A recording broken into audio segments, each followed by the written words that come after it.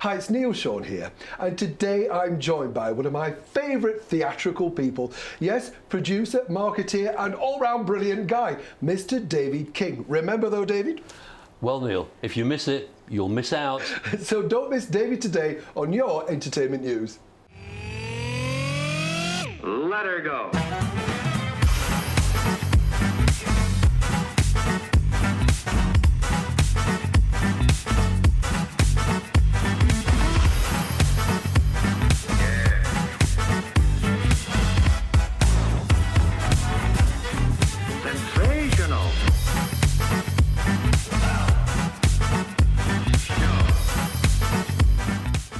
David, lovely to see you. Thanks so much for coming in today. Now, we all know you, of course, for your great successes, but just give me a flavour of what does Spirit Productions do? Spirit Productions started life with Spirit of the Dance, which was my first and my biggest show. And that created the wealth to be able to do all the other things that we do, which is shows all around the world. We make shows for casinos in America, in Australia, in Singapore, in South Africa. We make shows that tour worldwide. We do fabulous shows like Thoroughly Modern Millie. This year we're doing Summer Holiday. We've got a big Best of Broadway show. We feed shows into my theatres in America now. We just make shows and we have fun. Yeah, I think that's the thing. You know, what I like about you is it is exactly what the public want. I think that would be your mantra, wouldn't it? Well, we give in what the public wants to see. I think that's right. And when I look at a show title or a concept, I think to myself, is this going to put a smile on somebody's face? Will they buy a ticket? Will they come and see it? And will they walk out there saying, we've seen another David King show and it was great? If it fills all those criteria, then I'll make it. Yeah. If it doesn't, then I won't. I mean, I'm not here to educate or to have opinions. We're here to put a big smile on people's faces. Entertain people. Yeah. The old-fashioned way. Yeah. Like my father used to do when he was on the music halls in the 1930s and 1940s. I want to ask you about your dad. Oh, you do? Lovely, lovely. Because it's a lovely story. I was intrigued as to how, you know, yourself and how you got... I thought there must be a theatrical background. Well, let me tell you. Yeah, tell me about your father, Stanley. My father, Stanley King, was a ukulele player in the mode of George Formby. George Formby was the big star, Mega. And my dad was bubbling under. And he'd write his own comic songs and he'd be on radio shows like Variety Bandbox, Workers' Playtime. You've got to be old to know this stuff. I know what you're on about, but yeah. And George Formby was doing what they call the A theatres, and Stanley King was doing the B theatres. But he had a great time. He met my mother.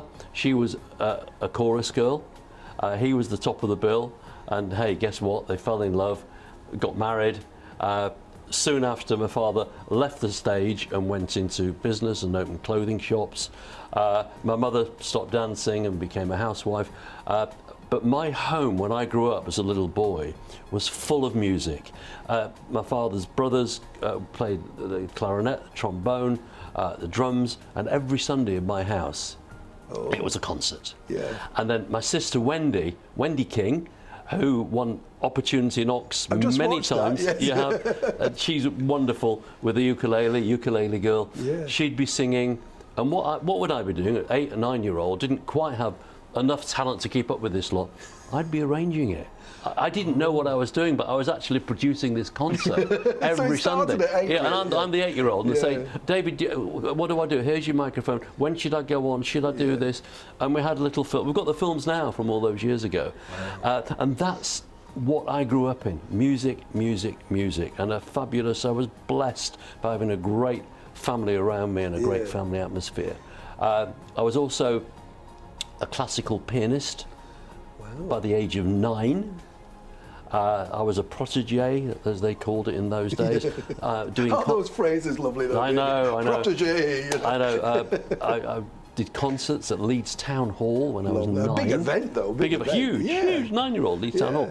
And by the time I was 11, I didn't want to do it anymore because it was about 4 hours a day practicing, and I just didn't want it. Yeah. And my piano teacher was crying to my parents, you can't let him give it up. And I said, I'm not doing it. I don't want to do it anymore. I want to play football with my mates and go out and have a good time. Yeah. So that went by the wayside. But I still play even now. I was going to say, you must have. It's easy now for you, isn't it? It's fairly easy. I play and I compose music, and a lot of the music in Spirit of the Dance was written by me. And music's my whole life. Wow. It really is. So when I do a show, if it's, for example, hits of Michael Jackson, not that I'm his biggest fan in the world of that music, but I know what that is, and I get it, and I understand it. And we don't just make a show; we make a show, and it's fabulous. It's glitzy. It's glitzy. Old-fashioned. I don't mean that old-fashioned. No, I love it being old-fashioned. Do you know what I mean? It's glitzy and glamorous. We've got a Christmas show now that plays in America. It's the biggest touring Christmas show in America, and the critics say we don't like this because it's old-fashioned. Well, of course it's old-fashioned because we're doing White Christmas and I'll Be Home for Christmas and all the fabulous Christmas songs. Christmas could be seen as old-fashioned, though, David. Do you know what I mean? How do you reinvent that? You know, it's like, Christmas is old-fashioned, and this is an old-fashioned show. But my golly, it's great, and it sells out, and the punters love it, and the critics still say, "Yeah, but it's old-fashioned. We want some Cirque du Soleil in there." And I say, "Shut up! This is a great big. It's like 42nd Street with all the tap dancing. We've got the tap dancing. We've got the dancers, the singers, we've got Santa Claus. That's a great show. But old-fashioned, you bet your life it is. But you mentioned critics because that's always been a bane of my life. Many years ago, when I worked for Sky News, they used to send me to review theatre. Yes. You know, and I, like yourself, love theatre and didn't like everything, but I always tried to put myself in the place of the person who might like it. And also, if you criticise something, that show can close, the box office staff get laid off, there's a lot of jobs lose if you have a lot of power when you're in these positions. What's your take on critics? Because I can't abide them personally. Well, let me tell you, we opened last year Thoroughly Modern Millie. Yes. Fabulous show, funny, a bit camp, but great. And we had the girl that just won Strictly Come Dancing. Oh, Joanne Clifton. Yeah, it was great. So the reviews in London were appalling, but appalling. And I was there on the opening night, and it was great, and the audience stood up and cheered, and the atmosphere in that room. But the newspapers, which I won't name, but the highbrow newspapers destroyed it. As the show went to the provinces, the reviews for exactly the same show were better and better and better. Best show David King's ever made. What a great show. Oh. He's a genius. He's done it again. And as we got further north, it got better and better and better. But in London, and the serious papers absolutely didn't like it, didn't want it, because it's not arty enough. No. It's not arty-farty enough. But hey, we're here to entertain people. We make them laugh, we make them cry, and they give us a big standing ovation at the end. And importantly, from my perspective, they come and buy tickets. Yes. One of the newspapers... Which is the proof of that they love, what you do. That's I right. think it's a bit like Stock Aitken Waterman. They never got any radio play Radio 1, but they were consistently number one because the public liked them. Exactly. And one of the quotes about me, which there was supposed to be a derogatory one, but I was flattered. They called me the working man's Andrew Lloyd Webber. Well, how fabulous is that? I love it. So I'll let my dear friend Andrew do all the posh highbrow stuff, and I'll come in right underneath and make people laugh and make them have a good time. And that's what I do, and that's why I love it. Can I ask, did your parents get to see your success, David? Because that Sadly, no. Oh, my father died about 25 years ago, at which time I was struggling. Trying to be a theatrical agent, a bit of a manager, a promoter, and I'll be honest with you, I wasn't making a living. Things were tough. Was it because they wouldn't let you in, you mean? They wouldn't let me in, nobody was interested. I'd be knocking on doors, and I could knock for all day long. Nothing, no, and no. And then one day, a friend of mine called to the house and said, "Hey, I've got 2 tickets to go and see a show at the Hammersmith Apollo. Do you want to come?" I said, "Oh, what is it?" He said, "It's called Riverdance." And I said, "Riverdance, the Irish thing?" "No, I'm not going to see that." Typical Northerners. Me and Irish dancing, No, people dancing, no. And he said, "Come on, do me a favour, come with. My wife can't come, I've got this ticket." I said, "All right, we'll come, but if by the interval I'm fed up a bit, I'm coming home." And under sufferance and screaming, he dragged me to the Apollo Hammersmith to see Riverdance. Because it was huge then, wasn't it? I mean, it's, you know, Well, I remember that period, yeah. Right, so Riverdance had just won the just played at the Eurovision Song Contest, and that's how they became known to the public. Yeah. It was held in Ireland that year, and in the break when the judges were making their mind up, the local producer produces a local show, and a young man called Michael Flatley was there, and they made Riverdance, and it was massive, beyond massive, and I don't think I realised exactly how big it was. Anyway, I went to the show, saw the theatre packed out, nearly 4,000 people going crazy with this Irish dance, and I'm looking at it and I'm going, oh my God, this is fantastic. After not wanting to go in the venue, this is amazing. And I said to my friend who I was with, I said, this is out of this world. I'm going to make a show like this. And he said, shut up, you balmy bugger, you can't do that. You can't get a bloody living, are you going to make a show like this? I said, I am telling you, I can feel it in my blood. This is what I'm going to do. Wow. So I left that theatre that night, and on the way home in the car, I was all bubbling, and I said, this is great, and we're going to do this, and I'm going to do that. And he said, I don't know what you're talking about. You've never made a show. How on earth could you possibly make something of this scale or whatever? I said, look, lend me some money and I'll make you a partner. He said, well, how much are you thinking of? Lend me 500 quid and I'll give you 50% of whatever I make. He said, no chance. No. He said, I'll just burn the money. He said, you've got no hope and no chance. And the more he said no hope and no chance, the more I thought, I'm going to do this. And I came home, and with about my last £50 in the world, and I'm telling you, things were tough. Oh, no, I believe it. Yeah. When a northerner says it's tough, it's tough. I created a poster. I didn't have a show, I didn't have anything other than a poster. And I put across the top, the new Riverdance. Well, it was very cheeky, I shouldn't have really put that, but I did. And I was sat with the designer and he said, well, this show needs a name, you can't just call it the new Riverdance, what are you going to call it? I said, something dance, king of the dance, spirit of the dance. It's got spirit, it's got some depth to it. So Spirit of the Dance was born on a poster. Wow. No show existed. I sent the poster out to all the theatres around the country. And just literally mailing it, David? Mailing it. I sat there myself. I love you, because... Mailing it. Yeah, I was going to say, sat in your room. Sent the poster, but new show, new show, new show, new show. I didn't know what else to do. Yeah. And what I didn't know, because I wasn't really in that side of the industry, is every theatre in England, in fact every theatre in Europe, was waiting for Riverdance to go to their town. And they weren't going anywhere because they were committed to be in London. They were selling 4,000 seats a show. They weren't travelling, they didn't need to. Didn't need to. Not at all. But the nice people in Newcastle or Edinburgh or Glasgow or Southampton, they wanted it. And when this poster landed on their desks, they went, wow, we're going to buy this. This is what we want. And the phones never stopped ringing. Wow. Now, what did you do? I'm just so worried for you now because, like, you think I've got nothing. You worried, nothing. Wait till you hear this bit.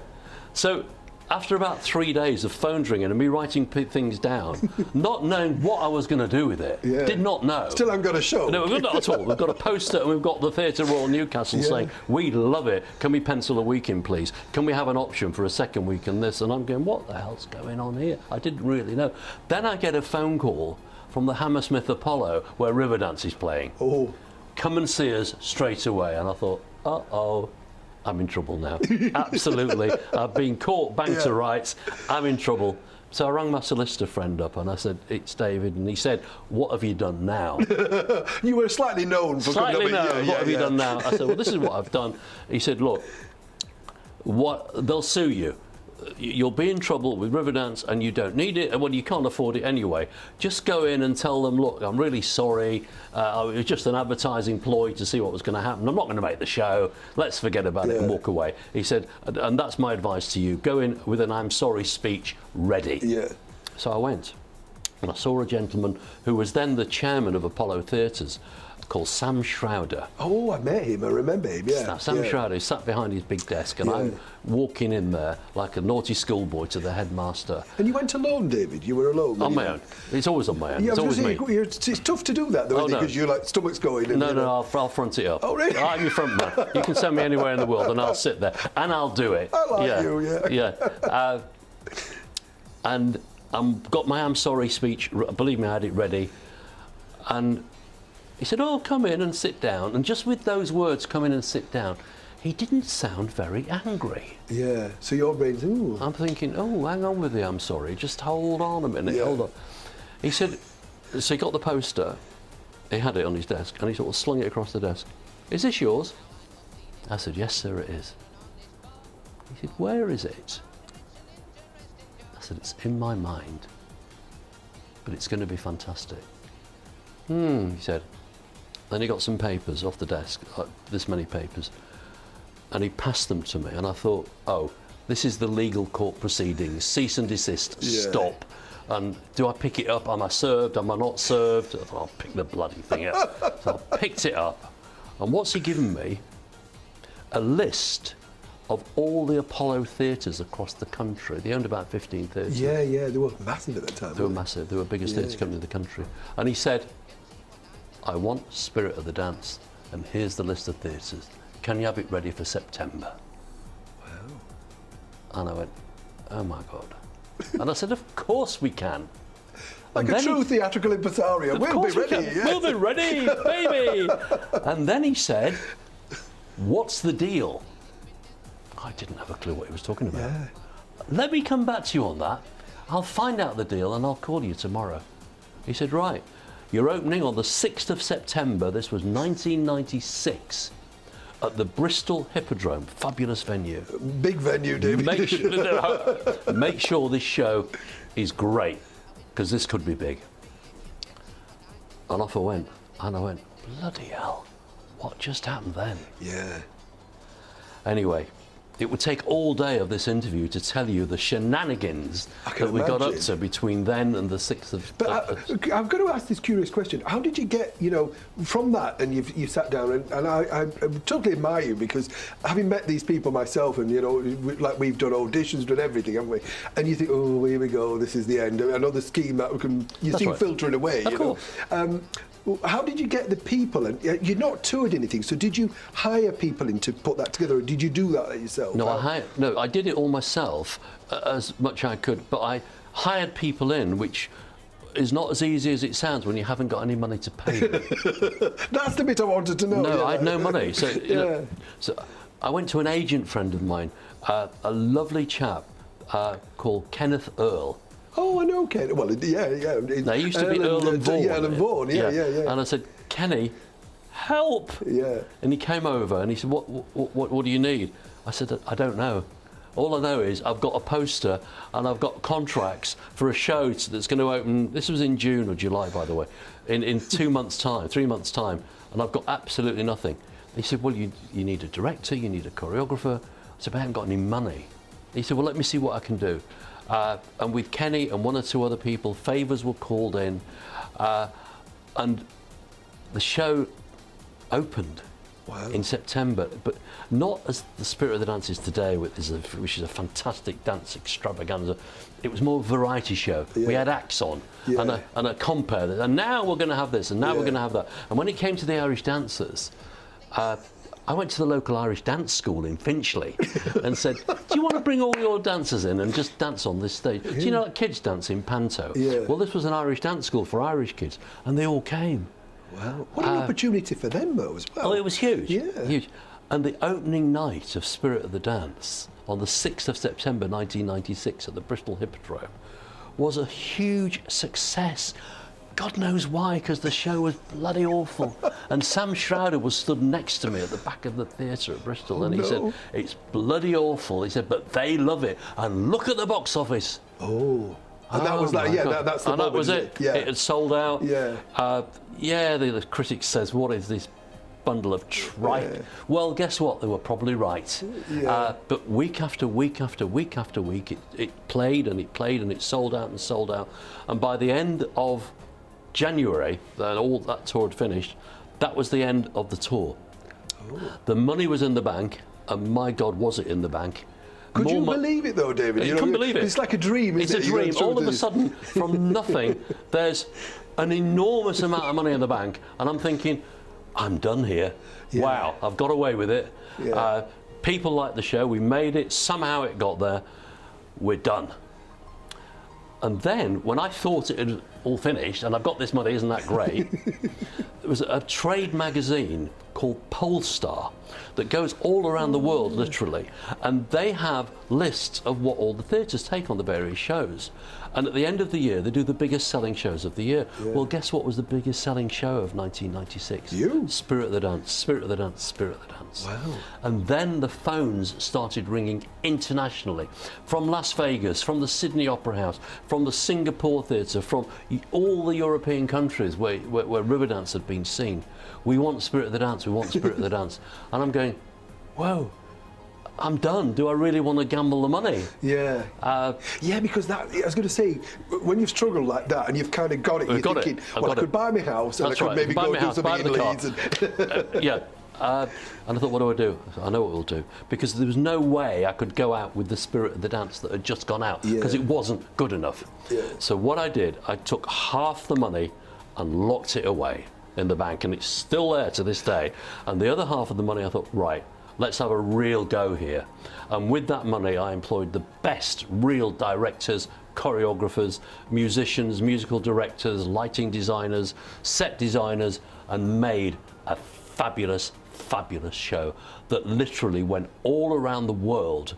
And at its peak in about the year 2000, we had 14 different companies of Spirit of the Dance touring the world at the same time. That, yeah, huge. I mean, it's hard to imagine it now because there's just no real internet either as well at that point. No, so you're driving it through public, you know, you are the people's producer, as it were. It's all coming from you. And I'll just tell you one more stroke of luck that we had. A few weeks after I saw Riverdance, Michael Flatley, who was the undoubted star of Riverdance, had a big bust-up with them. Oh, yeah. And he walked out and he said, I'm not sure what he said, but all I know, he said, I'm going to make a show bigger and better than Riverdance because I made that one and I'm going to make a new show. Wait for my show.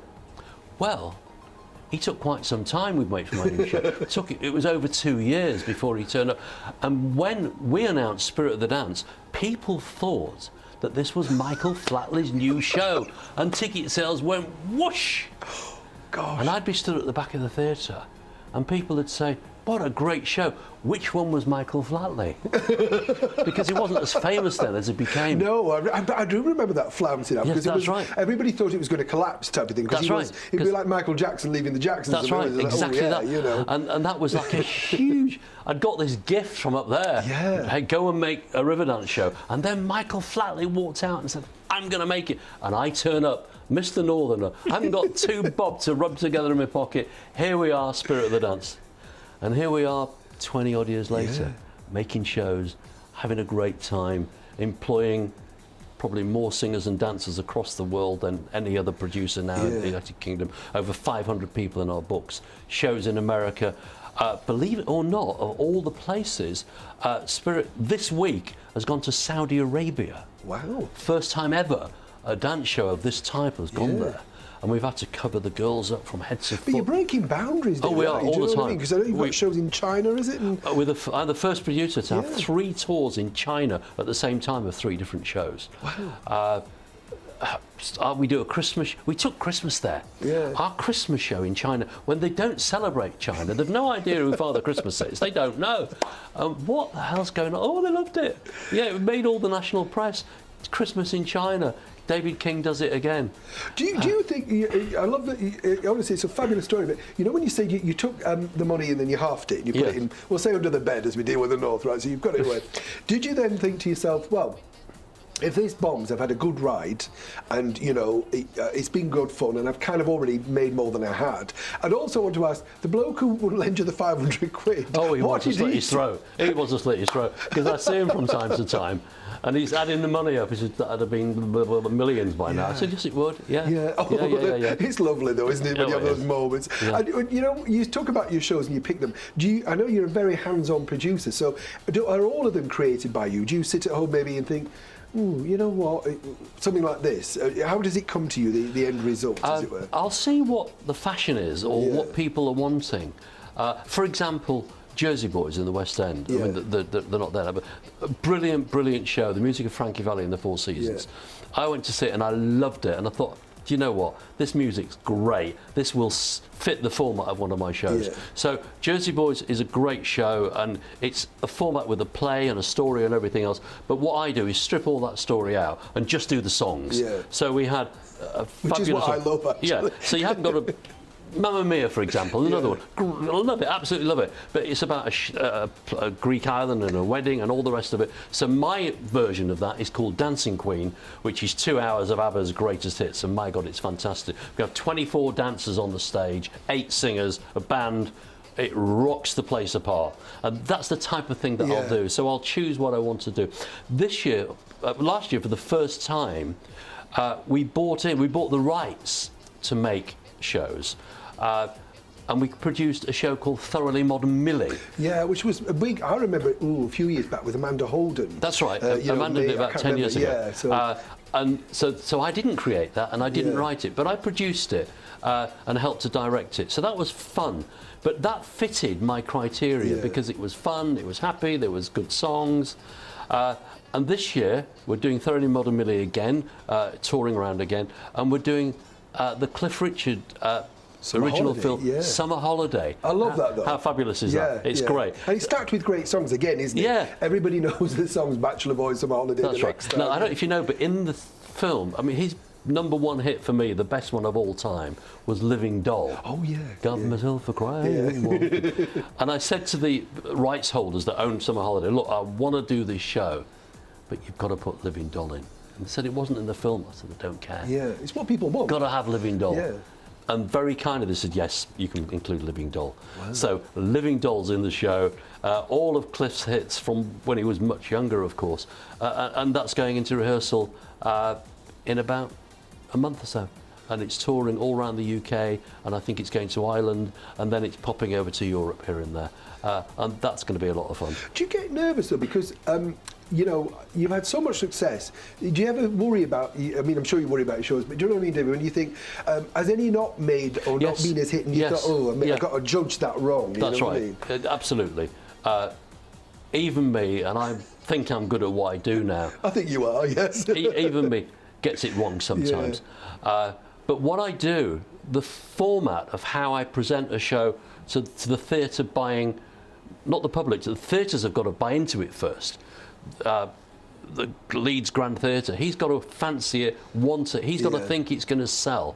And if he doesn't, then there's no point. So what I do before I make a show at all is I make a poster. We go back to the poster. So you still do that? I do that. I love it. The last thing, and I give lectures about this to young up-and-coming producers. I said, the last thing you do is make the show. Yeah.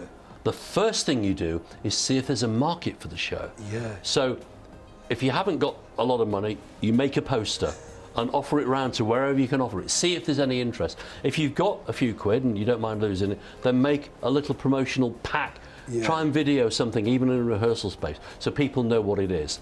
And then off you go. So any of my shows that I make all go out with a little press pack first. Yeah. Do you like it? This is the concept. This is why we're doing it. This is what it's about.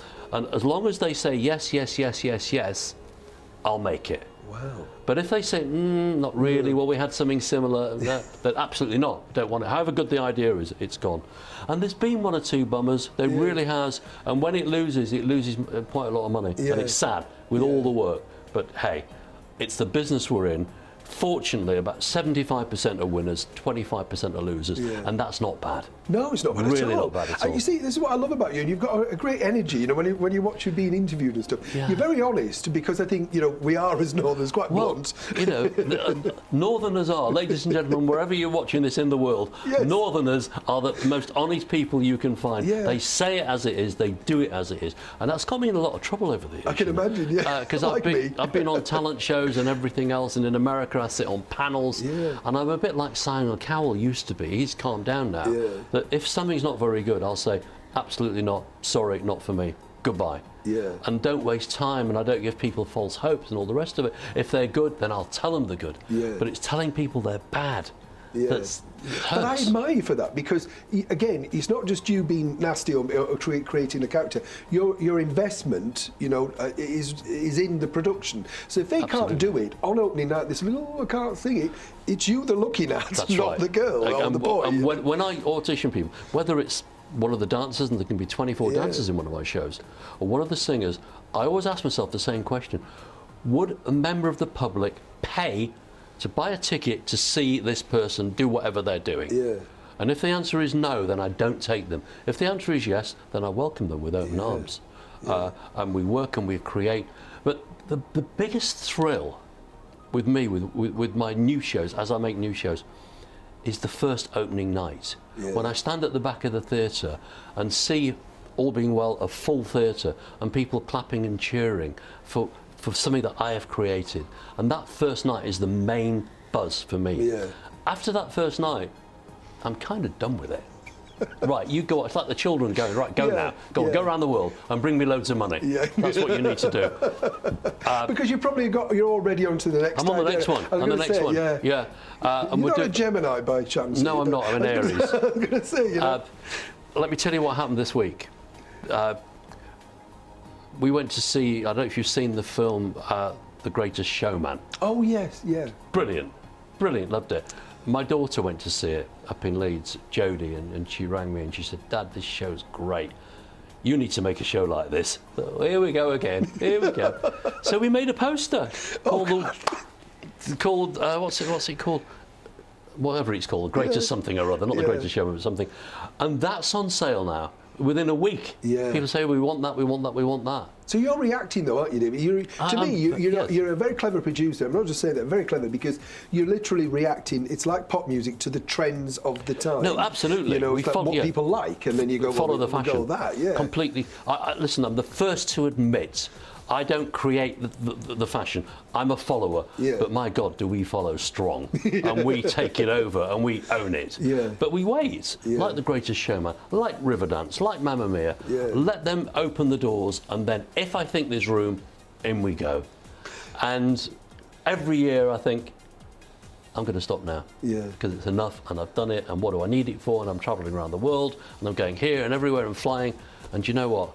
Every year I do even more and even more. Do you think you could stop though? Because you strike me as the sort of. I remember watching. I can't remember what I was talking about. I saw a documentary of you in one of the glamorous locations of Leeds Market of all places. Yes. And that's what inspired me with you, because I just thought you're amongst the real people. I could see what you were doing. You were talking to the woman on the cloth store and the fish stall and chat, and you're gleaning a perspective. That's right. That was. I believe you're talking about Secret Millionaire. Yeah, I think so. Yeah. When they shipped me back to Leeds, to the Yeah. darker side of Leeds, to experience what was going on.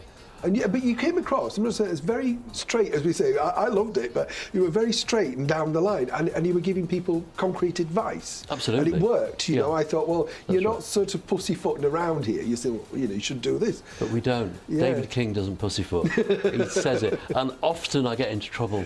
And my lovely wife often says to me, "Shut up." Did she cringe? Oh, yeah. Well, at the beginning she did. Now she's used to it. Yeah. Roll eyes, move on. That's right, move on. We've got to wrap quickly because we haven't got too much time left. Okay. I want to ask you, the first time I met you, and you were very kind, we came along to your launch of Debbie Reynolds at the Sofitel, it was in London, and we went to see your brilliant, I thought it was a brilliant show. What a performer she was, and you became friends with her. So what was she like, Debbie Reynolds was like everybody's great aunt. Yeah. She was fabulous. She was warm. She was funny.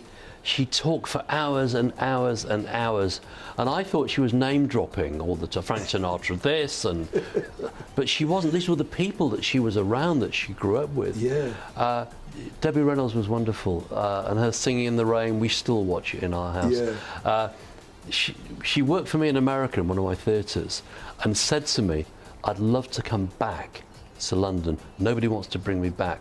She'd been to the Palladium about 20 years previous. I said, Debbie, I'll bring you. And she said, I want to go around the provinces. I want to meet the people.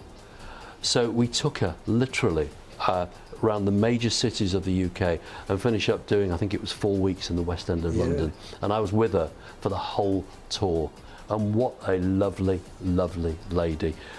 I remember we had lunch at the Ritz on her birthday, and we were sat there, and people were coming up to her as if it was the Queen. Oh, Debbie, we love you, we love you, we love you. And she smiles, lovely. And she absolutely loved it. And I said, don't you ever feel a bit intrusive with all this? And people, this is all I've known since I was this big.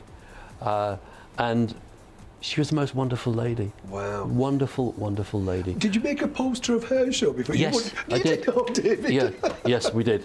Yeah, and the title that actually Graham in my office made up for the show was Alive and Fabulous. Yeah. And she was. She really was. I mean, the show was brilliant because she kind of like, as you say, it was like I mean, you became a friend, but for us, she was just telling you these wonderful stories. That's right. It was like having a chat in the room. and I mean, lucky enough myself to have like Roger Moore and Mickey Rooney and Tony Curtis, Yes. and they tell you these, and you're like. Oh, really? And Yeah, then and she to was. them, it's friends, isn't Yes. it? Just friends. She just her whole show was talking to the audience, telling them stories, and every night was different. It's not as if it was a script even. It was just what was in her head. Yeah. And one night she'd talk about this, one night she'd talk about that. But she was the most fabulous, fabulous lady, and it was so sad when she passed away. The day after, 2 days after, her daughter Carrie. That was sad, but great memories. And when she was alive, she was fabulous. I have to ask a final question. A book. Have you written a book yet, or would you? I haven't. I've been approached to write a book, and I haven't yet. And I've got some personal reasons why. You're too young as well, but I mean. Well, not really. We're all getting there. We're all getting a bit older. Maybe one day I'll write a book. So. Hey. I love the fact as well that, I like the fact that you go and talk to people who want to be producers and marketing and stuff, because I think that's one of your great strengths, and that's what makes you a good producer, and dare I say leader. I talk to the people. It's like your marketing brain is just very clever, because I think a lot of people can put shows on, but they don't know how to market the show. So this is, if I say so myself, the good thing about me is there's two sides to me. Number one is the creative side. But people that have got creative side don't normally have the other side. The other side is the business side. And I have to say, I'm good at business as well. Started off in Leeds Market. That's where I was when I was 15. Left school at 15, went to work on Leeds Market to make a living. And I did make a living. What did you do on Leeds Market? Selling whatever I could get hold of. Ladies' clothes, tights in those days, stockings, whatever. Got into jewellery and then other things. I bet your mum must have thought, what's he doing now? But when I was 17 and bought myself my first car, and my other friends were still at school, I think, wow, this must be working. So with the creative side and with the business side, the combination, if it goes right, is a dynamic combination. Sometimes it goes wrong, as I've said. Even I'm not perfect all the time. A lot of the time, and long may it last. But hey, if it all collapses tomorrow, we've still got the money under the bed, so that's all right. I was going to say, as long as it's still under the bed. It's still under the bed. David King, it's been an absolute thrill to meet you today. Thank you so much for being my guest. You bet. Thank you.